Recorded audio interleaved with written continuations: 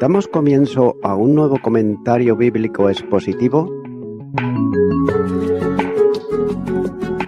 Servidores de Dios. Quien te habla es Manuel Cornejo. En esta ocasión estaré compartiendo sobre el libro de Génesis. La interpretación de los sueños de Josué abarcan desde el capítulo 41, versículos 17 al 36. Y esto se divide en tres partes. La primera del capítulo 41 y los versículos 17 al 24, que están registrando la descripción de los sueños que el rey hace delante de José, aunque hay algunas pequeñas variaciones en el contenido de los versículos 3 y 19, y ambas descripciones son fundamentalmente iguales. En el versículo 19, sin embargo, el faraón añade la frase que no he visto otras semejantes en fealdad en toda la tierra de Egipto. El hecho de que el faraón estuviese describiendo la terrible fealdad de las vacas flacas es apropiado debido al hecho de que él personalmente vio dichas vacas. Así pues, proseguimos con el capítulo 41 y los versículos 17 al 24, donde dice: Entonces Faraón dijo a José: En mi sueño me parecía que estaba a la orilla del río, y que del río subían 7 vacas de gruesas carnes y hermosa apariencia que pacían en el prado, y que otras 7 vacas subían después de ellas, flacas y de muy feo aspecto, tan extenuadas que no he visto otra semejante en fealdad en toda la tierra de Egipto. Y las vacas flacas y feas devoraban a las 7 primeras vacas gordas, y éstas entraban en sus entrañas, mas no se conocía que hubiesen entrado, porque la apariencia de las flacas era aún mala como al principio, y yo desperté.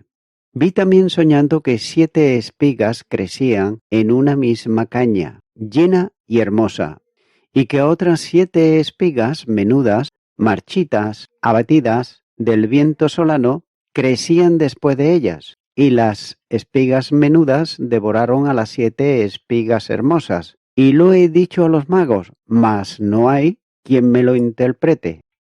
En el primer relato, las 7 vacas feas y injustas meramente se comieron las vacas hermosas y gordas, pero ahora el rey dice: y éstas entraban en su entraña, mas no se conocía que hubiesen entrado, porque la apariencia de las flacas era aún mala, como al principio, y yo desperté. Versículo 21. Quizá la diferencia en el relato se debe al instinto literario por la variedad, pero las referencias en sí apoyan y no niegan la autoridad del relato. Continuará con los versículos 25 al 32, donde dice: Entonces respondió José a Faraón: El sueño de Faraón es uno mismo. Dios ha mostrado a Faraón lo que va a hacer. Las 7 vacas hermosas 7 años son, y las espigas hermosas son 7 años. El sueño es uno mismo. También las 7 vacas flacas y feas que subían tras ellas son 7 años, y las 7 espigas menudas y marchitas del viento solano 7 años serán de hambre. Esto es lo que respondo a Faraón. Lo que Dios va a hacer lo ha mostrado a Faraón. He aquí vienen 7 años de gran abundancia en toda la tierra de Egipto, y tras ellos seguirán 7 años de hambre, y toda la abundancia será olvidada en la tierra de Egipto, y el hambre consumirá la tierra, y aquella abundancia no se echará de ver, a causa del hambre siguiente, la cual será gravísima. Y el suceder el sueño al faraón 2 veces significa que la cosa es firme de parte de Dios, y que Dios se apresura a hacerla. La segunda parte del relato abarca los versículos 25 al 32. Note que el joven José, como profeta de Jehová Dios, con profunda sabiduría y también singular sencillez, interpreta el sueño al rey tal como Dios se lo ha revelado. José le explica al faraón que los sueños son realmente uno y además que Dios está diciendo al rey lo que va a hacer. Las 7 vacas gordas y hermosas son 7 años y las 7 vacas flacas y feas son 7 años. Lo mismo puede decirse también de las 7 espigas buenas y las 7 espigas feas, ya que los sueños tienen un significado común. En el versículo 28, José repite lo que dice en el versículo 25, es decir, que Dios ha mostrado al faraón lo que está a punto de hacer. El sueño se centra en la misericordia de Dios hacia los egipcios. Note que en su gracia soberana Jehová Dios previene a esa nación pagana de la gran catástrofe que estaba a punto de sufrir. Dios le hace saber que los años de abundancia serían olvidados debido a la severidad del hambre que le sobrevendría. La repetición del sueño del rey en sus diferentes formas está designado para señalar que el asunto está determinado por Dios y que pronto será ejecutado. La profecía contenida en el sueño, por lo tanto, no es condicional.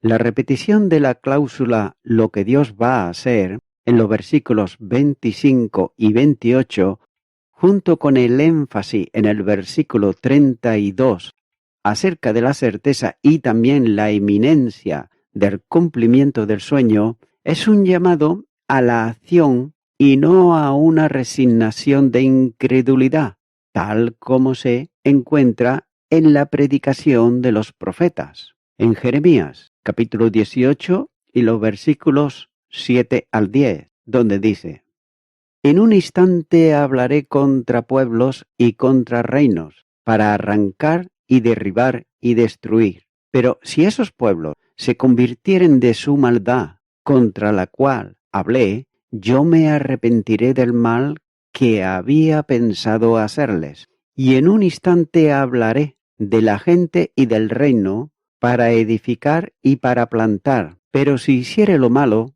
delante de mis ojos, no oyendo mi voz, me arrepentiré del bien que había determinado hacerle. Continúo ahora con los versículos 33 al 36, donde dice: Por tanto, provéase ahora Faraón de un varón prudente y sabio, y póngalo sobre la tierra de Egipto. Haga esto Faraón y ponga gobernadores sobre el país, y quiten la tierra de Egipto en los 7 años de la abundancia, y junten toda la provisión de estos buenos años que vienen y recojan el trigo bajo la mano de Faraón para mantenimiento de las ciudades y guardarlo, y esté aquella provisión en depósito para el país, para los 7 años de hambre que habrá en la tierra de Egipto, y el país no perecerá de hambre. La tercera parte de esta sesión, que señala el versículo 33, concierne el sabio consejo que el profeta José da al rey egipcio. Y nótese que hay quien comenta, por ejemplo, que es importante observar que el hambre que estaba a punto de ocurrir, a diferencia de muchos desastres profetizados en el Antiguo Testamento, no era un juicio. Era una de las irregularidades de la vida, y José señala que un administrador sabio proveería seguridad, tomando medidas adicionales al contemplar otros peligros. El principio de la profecía predicta así lo confirma en el versículo 25, ya que Dios espera una respuesta activa. Para una amenaza de juicio, esa respuesta será el arrepentimiento para una advertencia amistosa. Por ejemplo, se puede observar en el libro de Jeremías, capítulo 38, a partir del versículo 17, y también en el Nuevo Testamento, en Mateo, capítulo 24, a partir del versículo 15, ya que vemos que pueden ser unas preocupaciones sensatas. La respuesta de José aporta más que una interpretación, ya que el joven hebreo proporciona al rey un completo programa económico para hacerle frente a aquella emergencia que la nación iba a estar confrontando. Aquel era un plan maestro que implicaba un astuto y sabio jefe administrador, subadministradores, la aplicación de impuestos también, de emergencia durante los años de abundancia y un plan para almacenar los granos sobrantes en lugares adecuados, es decir, en las ciudades. También el alimento debía de reservarse para los años que durase el hambre.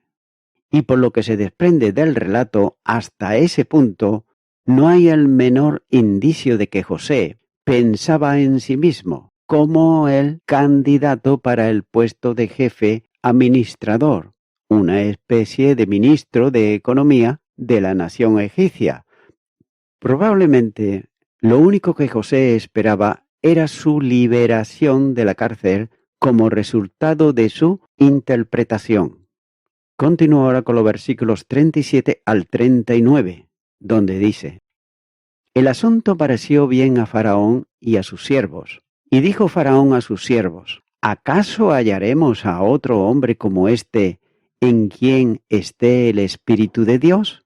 Y dijo Faraón a José: Pues que Dios te ha hecho saber todo esto, no hay entendido ni sabio como tú.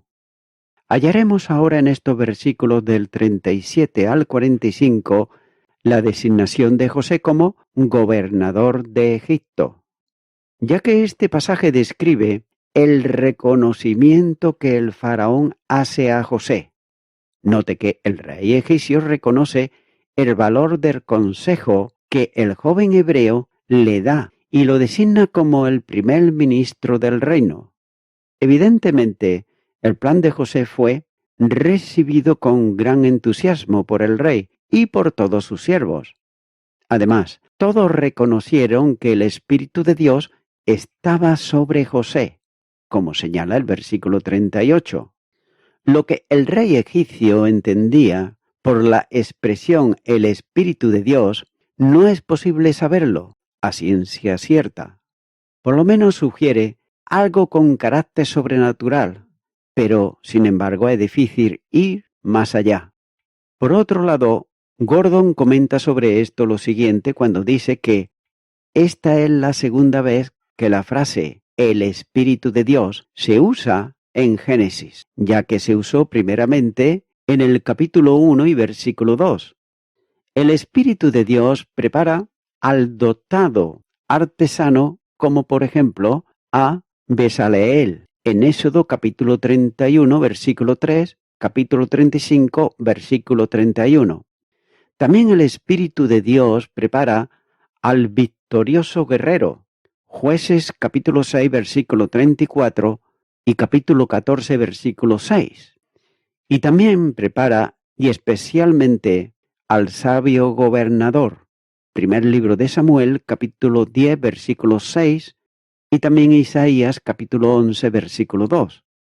Nótese que con frecuencia la sabiduría es vista como uno de los dones del Espíritu de Dios, de modo que la pregunta del faraón, ¿acaso hallaremos el Espíritu de Dios?, es una invitación a buscar a alguien inteligente y además sabio, y anticipa su selección de José, cuyas palabras han demostrado que Dios habla a través de él. Fin del comentario. Téngase en cuenta que si el texto se refiere al Espíritu de Dios, entonces ese sería la primera referencia a la habitación del Espíritu Santo en un hombre, llenándolo de poder, ya que ese sería el significado de la frase hombre como este en quien esté el Espíritu de Dios. Versículo 38. Ya que la presencia permanente en un ser humano del Espíritu de Dios es algo que no ocurre hasta el día de Pentecostés. Por lo tanto, el dotar de poder a José estaría relacionado con aquellos que hacían las vestiduras del sumo sacerdote, tal como dice el texto bíblico. Y tú hablarás a todos los sabios de corazón, a quienes yo he llenado de espíritu de sabiduría, para que hagan las vestiduras de Aarón, para consagrarle, para que sea mi sacerdote. Éxodo capítulo 28, versículo 3. También la Escritura registra el trabajo de los que hicieron la obra del tabernáculo. En Éxodo capítulo 31 y los versículos 3 al 5 nos dice: Y lo he llenado del Espíritu de Dios en sabiduría y en inteligencia, en ciencia y en todo arte, para inventar diseños, para trabajar en oro, en plata y en bronce, y el artificio de piedras para engastarlas, y en artificio de madera para trabajar en toda clase de labor.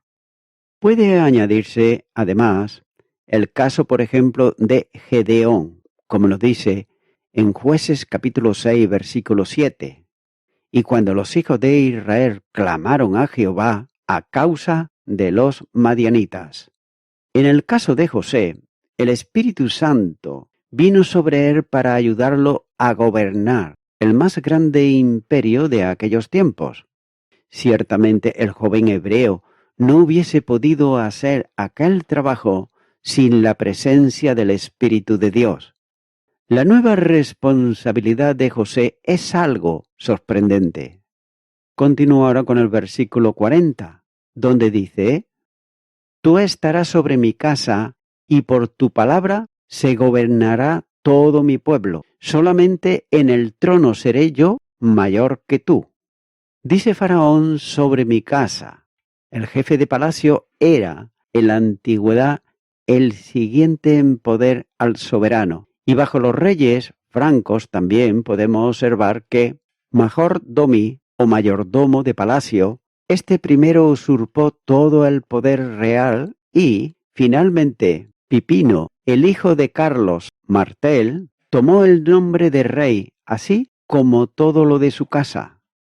Sigue diciendo: conforme a tu palabra se gobernará todo mi pueblo. El sentido general es bien fácil, a saber que todo el pueblo de Egipto debe obedecer las órdenes de José, pero la traducción de la frase es difícil, ya que el significado ordinario del verbo es besar, y la traducción sería entonces: y en tu boca besará todo mi pueblo, es decir, te rendirán homenaje. El primer libro de Samuel, capítulo 10 y versículo 1 dice: Tomando entonces Samuel una redoma de aceite, la derramó sobre su cabeza y lo besó, y le dijo: ¿No te ha ungido Jehová por príncipe sobre el pueblo de Israel? Y en el Salmo 2, versículo 12 dice: Honrad al Hijo, para que no se enoje y perezcáis en el camino, pues se inflama de pronto su ira. Bienaventurados todos los que en él confían. Las versiones parecen haber tomado este sentido, aunque traducen muy vagamente: te obedecerán, o recibirá juicio de tu boca, o tal vez será gobernado por ti. Pero sin embargo, como en el primer libro de Crónicas, capítulo 12 y versículo 2, dice que estaban armados de arcos y usaban de ambas manos para tirar piedras con hondas y saetas con arco, de los hermanos de Esaú de Benjamín. Y el segundo libro de Crónicas, capítulo 17 y versículo 17, dice: de Benjamín Eliada, hombre muy valeroso, y con él 200.000 armados de arco y escudo. Y el Salmo 78 y versículo 9 nos dice: los hijos de Efraín, arqueros armados, volvieron las espaldas en el día de la batalla. El verbo se usa para portar almas. Aben Erad traduce se armarán y supone que José fue nombrado comandante en jefe. Otros nuevamente forman el verbo usado aquí de la misma raíz que le daría en Génesis capítulo 15 versículo 2, donde dice: y respondió Abraham: Señor Jehová, ¿qué me darás siendo así, que ando sin hijo y el mayordomo de mi casa es ese Damaseno Eliezer? El significado de correr y traducen en tu boca, es decir, según tu mandato todo mi pueblo, ocupados ellos mismos. La primera es la representación más natural y también la más probable.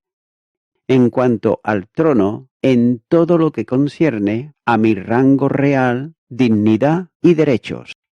Y voy concluyendo con esto. El Señor nombra a nuestros líderes incluso en el ámbito de la política mundana. Este principio puede a nosotros parecernos difícil de aceptar a veces, especialmente cuando los líderes de una nación son líderes impíos e injustos. Esto fue ciertamente el caso, por ejemplo, en Israel y Judá, bajo numerosos reyes malvados. Elías también sufrió bajo el liderazgo impío del rey Acá y su notoria esposa Jezabel. También Jeremías sufrió bajo el liderazgo del rey Joacín. Y Jesús mismo se sometió a la imprudente autoridad de los romanos cuando fue enviado a la cruz. El pueblo de Dios está llamado a someterse a quienes están en autoridad, en el hogar, en la iglesia, en el lugar del trabajo, en la sociedad en general. Es por eso que el apóstol Pablo escribe y dice que toda alma esté sujeta a las autoridades gobernantes, porque no hay autoridad sino de Dios y las autoridades que existen son establecidas por Dios. Por tanto, el que se resiste a la autoridad, a las ordenanzas de Dios, resiste. Y los que resisten acarrean juicio sobre sí mismos. Romanos capítulo 13 versículos 1 y 2. Nótese que puede haber momentos en que las figuras de autoridad sobre nosotros parezcan ineptas o también injustas e incluso abiertamente malvadas. Sin embargo, debemos de reconocer que su autoridad proviene de Dios y Él nos ha colocado bajo ellas para sus propósitos. Puede haber pocas situaciones más injustas que la esclavitud, pero José, sin embargo, él se sometió y Dios bendijo su fidelidad. Amigo y amiga oyente, todo gobierno humano que no tiene en cuenta a Dios suele ser un gobierno injusto, ya que hacen su propia justicia, que en la mayoría de los casos es para beneficio propio y no para el beneficio de la gran mayoría. Dios es quien quiere establecer las autoridades y esto quiere decir que Dios tiene el control absoluto de todo. Si en realidad deseamos que la justicia humana sea mucho mejor, debemos de empezar por nosotros mismos. Y la mejor manera de hacerlo, mi amigo, mi amiga oyente, es aceptar a Cristo en el corazón para que sea Él el que venga tomando el control de nuestras vidas y dejemos ya de hacer las injusticias que estamos viendo a nuestro alrededor y así podamos hacer la justicia divina, que nos guiará a través de su Espíritu Santo. Es por ello que te animo ahora, mi amigo, mi amiga oyente, a que tú puedas aceptar a Cristo en tu corazón. Es la mejor decisión que puedes tomar en toda tu vida. Por ello yo te animo, si nunca antes lo has hecho, que ahora puedas hacerlo con un corazón sincero, le digas a Dios y di conmigo: Señor Jesús, quiero pedirte perdón por todos mis pecados, por las injusticias que he hecho, me arrepiento de ellas, te abro mi corazón y te recibo como mi Salvador. En tu nombre, amén.